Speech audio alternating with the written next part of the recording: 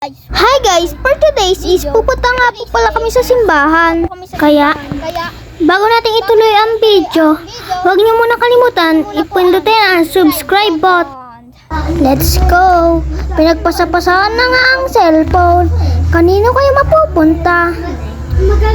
Tapos, nagpapaganda pa yung pinsan ko. Tapos, yung isa nagpapakyut pa. Tapos, kanina isa lang yung nagpapakyut. Ngayon, dalawa na. Guys, napapagod na ako mag-voice over, kaya intindihin nyo na lang sila. Look at our uniform. It's too big, you know. It's extra large. And my size is medium. So it's too large for me. You know. But it's okay. It's so gang. No, we're not gang.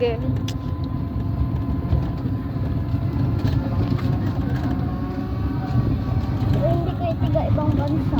Tiga Pilipinas kayo. Oh, sorry, my bad.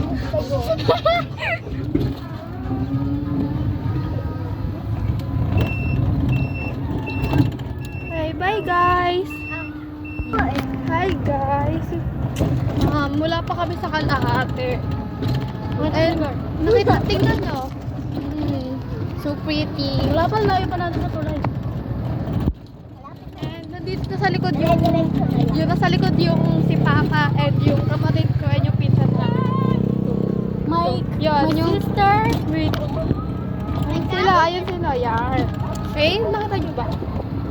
My sister, my father, my cousin. Guys, nababother talaga ako sa t-shirt namin. Because it's too big talaga, you know. Paano nga ako nililipat na kawain? We look like a hanger. Say hi.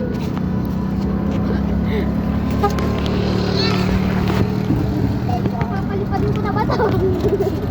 Doon nakaganon po siya. Gara naman. Kala ko nga napupuntahan niya. Kaya pala di ka siya. I know na. Kasha nga tayo sa unahan. I know na, ba't di tayo kasha? Oo, kasha tayo dun.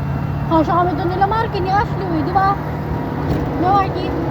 Si Ashley sa harapan, si Marky dun sa harapan. Tapos wala akong kaalam-alam.